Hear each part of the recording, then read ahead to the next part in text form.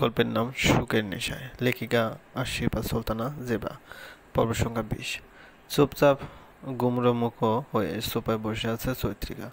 মাথা নত তার, চোখে মুখে ভয় ভয় ভাব স্পষ্ট। সাপারাত নীরবতা ভেঙে কণ্ঠ গভীরতা এঁটে বলে উঠল, তাহলে আপনি বিয়ে করবেন না বলছেন? চৈত্রিকা মাথা নাড়ালো।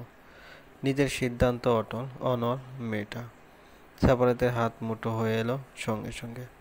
রাগ উঠলে এই এক অভ্যেস তার, নয়তো রাগ কন্ট্রোল করা কষ্টকর হয়ে পড়ে।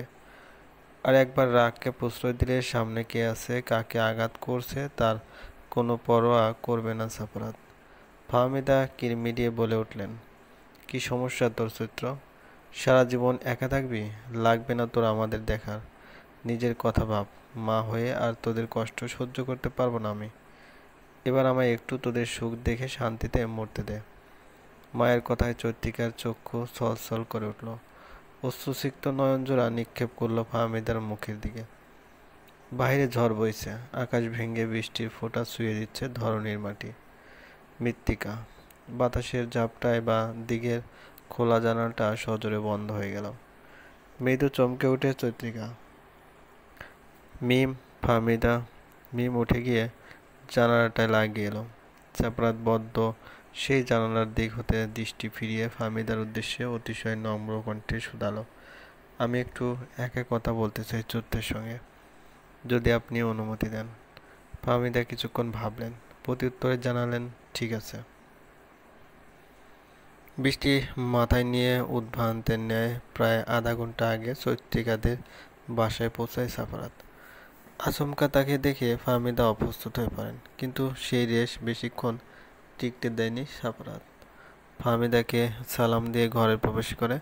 ছেলেটার অমায়িক সৌন্দর্যে ভরপুর চেহারা, মাদকতাময় কণ্ঠ শুনে ফাহমিদার সকল অবগতা বিস্ময় যেন নিমিষে দূর হয়ে গেল। সাফারাতকে ওনার অসম্ভব ভালো লাগে। এই কয়েকটা দিনে কয়েক মুহূর্তে ওনার মনের অনেকখানি জায়গা কেড়ে নিয়েছে সাফারাত। যে কোনো মা বাবা নিজের মেয়ের জন্য কেয়ারিং ছেলেকে মেয়ের জামাই হিসেবে চান। সাফারাত যেন চৈত্রিকার জীবনে সে ব্যক্তি। তবে তাহাপের পরিবারের তাড়াহুড়োয় ওনার সাফারাতকে মেয়ের জামাই হিসেবে কল্পনা করা থেমে যায়। চৈত্রিকার বিয়ের কথা তো তাহাপের সাথে পাকা হয়ে আছে।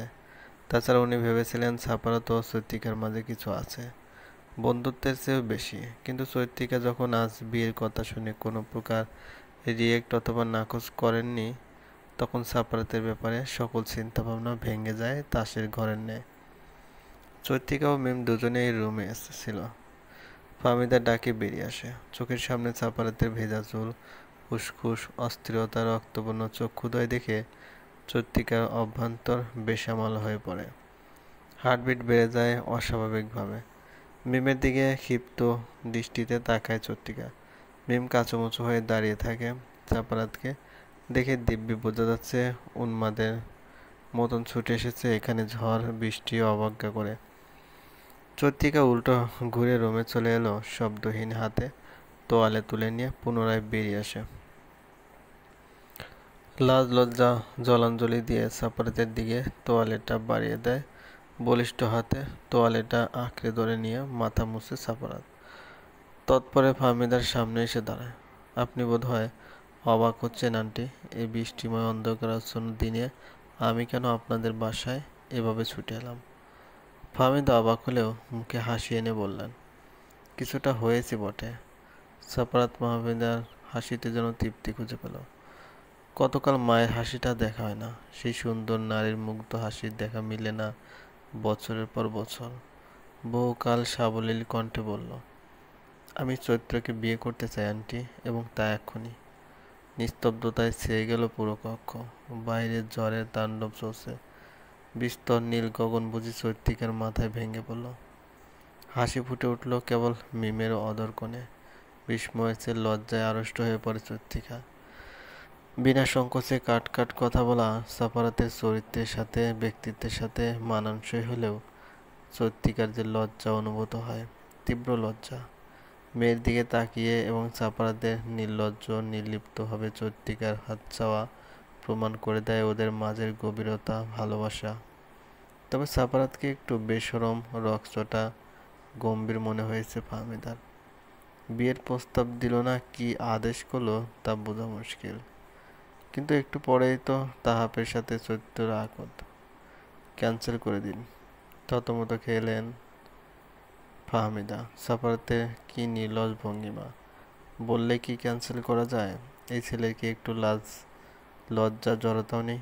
ফাহমিদা আগে ঠিক করে রেখেছিলেন চৈত্রিকার যদি সাফারাতকে পছন্দ হয় তাহলে তিনি মেয়ের সুখটাই দেখবেন। মুখে বললেন, একটু পরে ওনারা চলে আসবেন, আমি কি বলবো সাফারাত?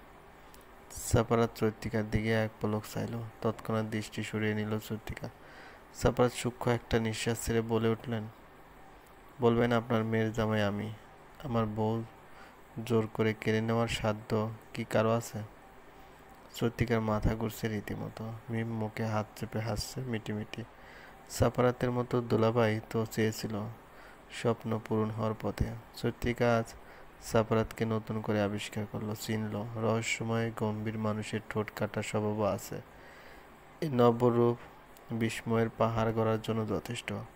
কিন্তু চৈত্রিকা যে মনে মনে অন্য এক সিদ্ধান্ত স্থির করে নিয়েছে। লাজ উচ্ছনে দিয়ে শক্ত গলায় বলল,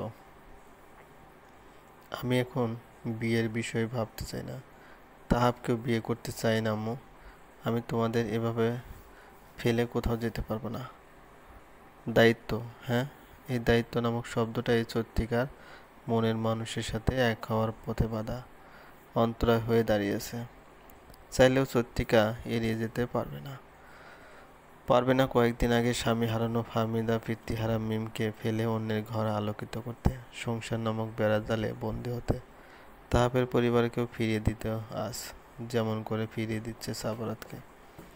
তবে আজীবনের জন্য না, কিছুটা সময়ের প্রয়োজন দুজন সদস্যের পরিবারটা সামলাতে, বাবার দায়িত্বটা পালন করার নিমিত্তে। সাফারাতকে প্রাণপণে চায়, কিন্তু এখন না।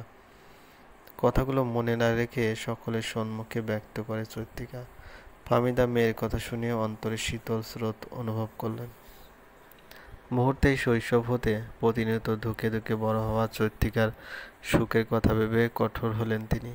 সাফারাত একবারও দৃষ্টি মেলেনি চৈত্রিকার পানে, উল্টো ঘুরে সোফায় গিয়ে বসে।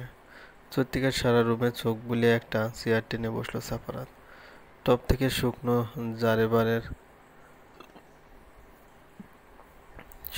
জারবেরার পাপড়ি হাতে নিয়ে মুঠো পুরে নিল। চৈত্রিকা আশ্চর্যান্বিত হলো ব্যাপক। মাথায় ধরে না সবাই তার রুমে এসে কেন এই ফুলগুলোর দিকে নজর ফেলে।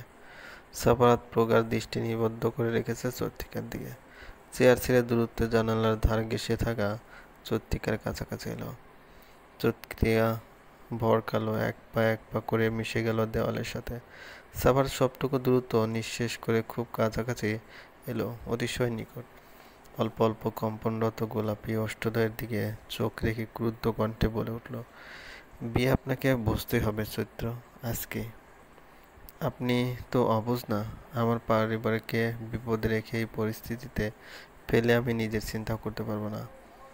চৈত্রিকার কণ্ঠনালী কাঁপছে। সাফারাত দেওয়ালের একপাশে হাত রেখে সামান্য ঝুঁকে পড়ল। তপ্ত নিঃশ্বাস আছড়ে পড়ছে চৈত্রিকার সারা মুখশ্রীতে।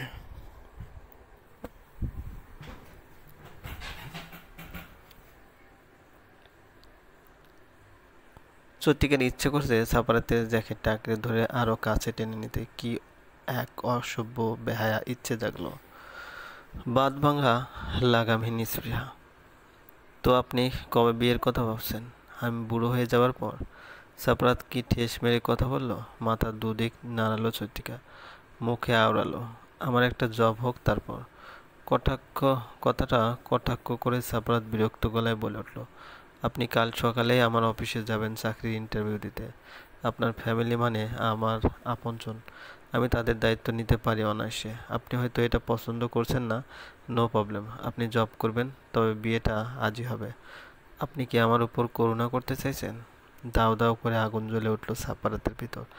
একটানে চৈত্রিকার কোমর জড়িয়ে কাছে টেনে নিল, রোষপূর্ণ দৃষ্টি নিক্ষেপ করে লৌহ স্বরে বলল, ফার্দার এমন কথা মুখ দিয়ে আনবেন না চৈত্র। আপনার যোগ্যতা ছাড়া কোনো জব দেওয়া হবে না। ইন্টারভিউতে সিলেক্ট হলেই জব পাবেন। 1 মাস সময় দিলাম আমি আপনাকে। জবের চেষ্টা করবেন, পরিবারের পরিস্থিতি স্বাভাবিক করবেন। আর এই 1 মাসের মাঝে যদি কোনোভাবে দুজন কাছাকাছি চলে আসি, তাহলে আইশ্বর একদম উঠিয়ে নিয়ে যাব আপনাকে। চৈত্রিকা মৃদু কেঁপে উঠল। আঁখি পল্লব নেড়ে চক্ষু মেলে তাকালো সাফারাতের রাগান্বিত চেহারায়। আরেকটা শব্দ উচ্চারণের সাহস জোগাতে ব্যর্থ হলো। সাফারাত মুখ এগিয়ে নরম কোমল কপলে গাল ঘষে ছোট্ট একটা চুমু খেয়ে নেয়। কোমরের বাঁধন ঢিলে করে আদেশের সুরে বলে, ঘোমটা টেনে বাইরে আসুন, দিহান কাজী নিয়ে আসছে। চলবে।